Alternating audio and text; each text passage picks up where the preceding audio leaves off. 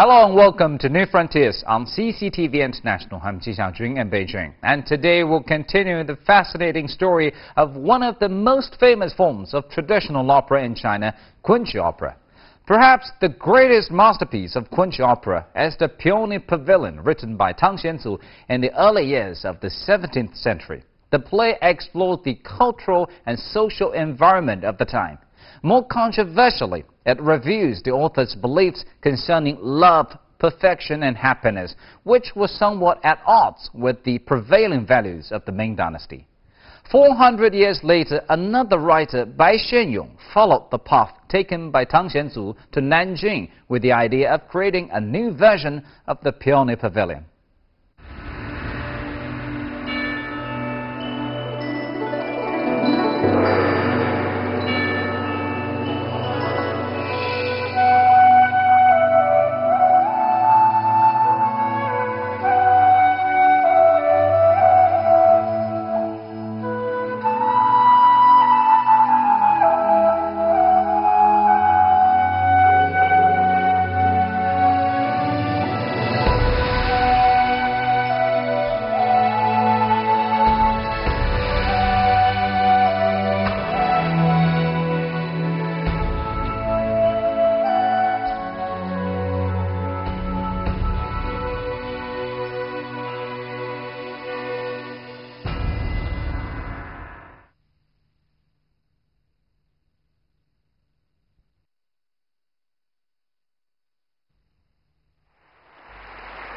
For Bai Xuanyong, Kunqu opera is a cherished dream from which he never wishes to wake.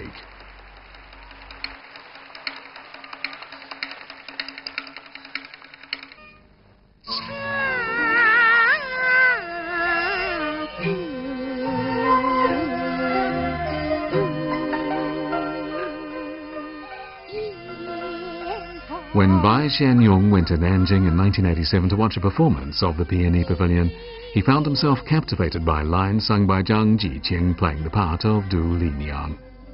There used to be brilliant flowers everywhere. Now the well has caved in and the wall is broken. The pleasant times and the beautiful scenery have all gone. In whose courtyard are people still enjoying themselves?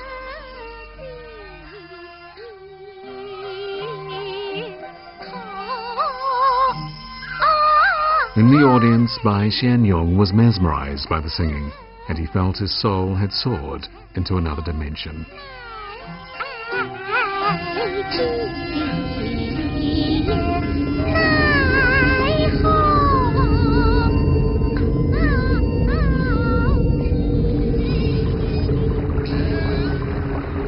From 1587 to 1590, areas south of the Yangtze were hit alternately by floods and droughts, and plague was commonplace. At the time, Tang Xianzu had a minor post in Nanjing, and while there he witnessed the suffering of the common people. In 1592, he sent a report to the imperial court exposing the corrupt practices of officials in charge of relief. In it, he stated that for 10 years imperial rule had been corrupted by Zhang Jujiang, and that after that by Yu Shenshi for a further 10 years. His report gained more than a little attention, both at the imperial court and among the common people. 最后呢，咱上就把他免职，让他到海南岛的一个县里边去做一个小官，然后再发配到浙江遂昌一个小县里面做一个小官。然后汤显祖呢看破观察呢，他就打了个报告不做了，没有等到批准呢就走了，回家了。40几岁就不做官了，回老家就写剧本去了，而他的很好的才华呢，他就用在这上头了。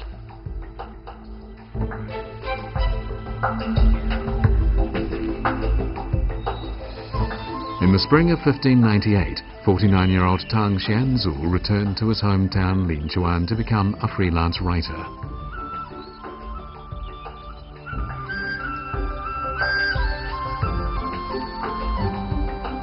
It was in the first year after his resignation that Tang Xianzu wrote his immortal opera The Peony Pavilion, and it took him just 3 or 4 months. In writing the opera, a dream he had not been able to get out of his mind was finally realized.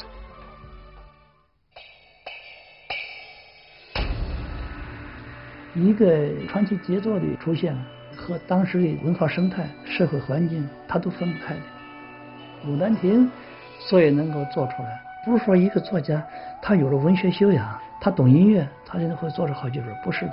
唐玄宗不仅仅他是一个文学家，是剧作家，他还是思想家，他的这个思想里头有很新的东西。他不只是单纯的追寻我们狭义的艺术，而是他从追寻艺术领域当中呢，也希望得到一个思想的解放，跟他追寻理想。什么是理想？什么是爱情？什么是美满？什么是幸福？我不能够在现实世界成就的，我在我的理想的世界里头成就。杜丽娘就是他塑造的一个对于真实的追求。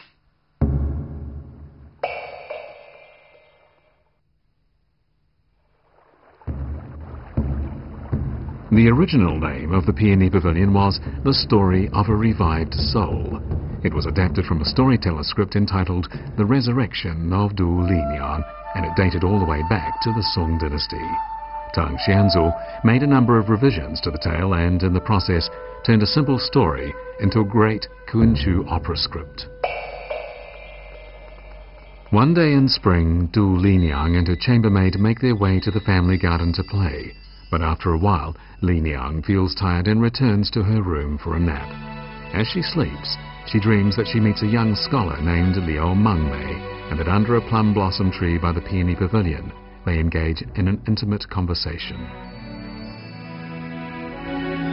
After that dream, in her imagination, Du Liniang spends many happy times with her lover, but eventually she dies of depression and lovesickness.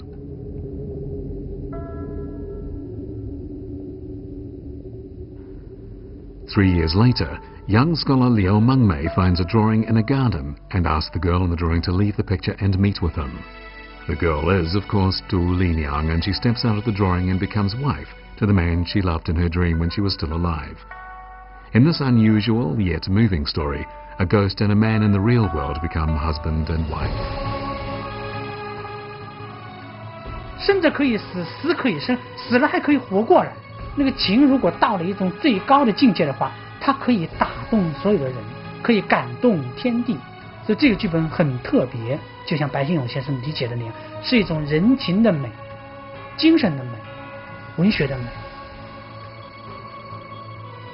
《牡丹亭》写出来以后呢，有好多那个曲家批评唐玄宗，虽然文字写得很棒、很漂亮，但是不合律、不合曲律，这样的词儿，如果要唱的话，就会傲折天下人嗓子，就给他改了以后，他非常生气啊！他说我这个不是这样的，戏就是要把人物的思想感情表达出来，至于合律不合，我宁可傲折天下人嗓子，就是天下嗓子都折了，我也不能改。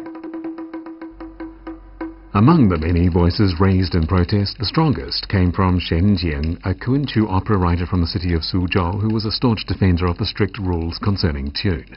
But even so, he could not conceal his fondness for the Peony Pavilion and began to revise the script to bring it closer to the established tune rules. It should be remembered that during this period the pursuit of unity, or harmony if you like, between literary beauty and musical beauty was paramount when it came to creating poetic dramas. From time to time, disagreements arose on this matter, but the preoccupation with unity made clear the pathway that would be followed by those creating poetic dramas in later times. The play The Peony Pavilion caused a sensation as soon as it was published. Everyone wanted a copy. The retired Grand Imperial Scholar Wang Xijue ordered his family Kunqu opera troupe to stage it with the least possible delay. The Suzhou Kunqu Opera Troupe in Jiangsu Province has its headquarters at Wumuyuan in the city of Suzhou. This troupe has inherited Kunqu opera in its original form.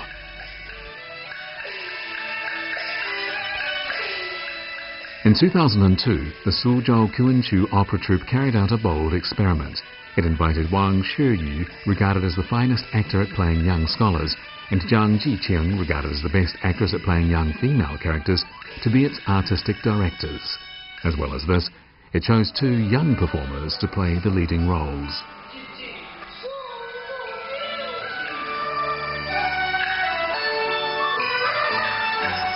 This production, in which all the roles are taken by young people, is called the Young People's Edition of the Peony Pavilion. 昆剧演员啊，都是好像在台上比较老，比较，我说的那不是贬义啊，这么年纪大还是演那个16岁、20岁那样一个人，好像不太像，他可能就不喜欢。那我们青春的牡丹亭，我觉得可能就是要用年轻的演员来演年轻的人，用最好的艺术家来教导我们年轻人。他的动机很明确，用青春的演员，相对年轻的演员来演一个青春的故事，吸引青春的观众。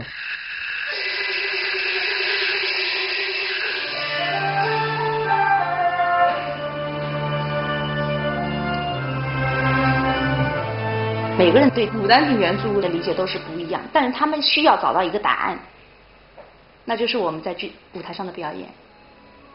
我们希望我们可以成为观众心目中的真正的杜丽娘刘梦梅，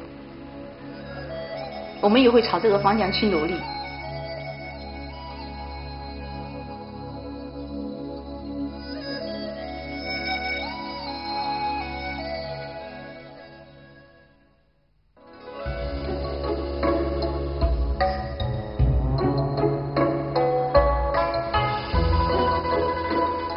It is said that when Tang Xianzu was writing the Peony Pavilion, he confined himself to his study, pondering over the character of Du Liniang time and time again. It seems he loved the character so much that he almost forgot everything else in his life.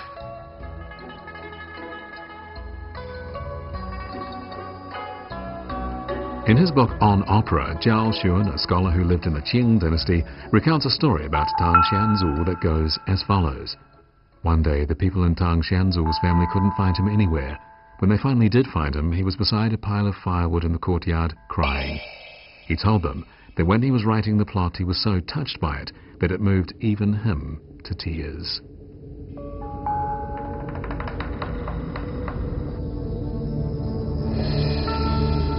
In the Peony Pavilion, the character of Du Liniang is really a form of self-expression. In his portrayal of the passionate love of this young girl, Tang Xianzu is in reality expressing his own pursuit of freedom and his own ideals.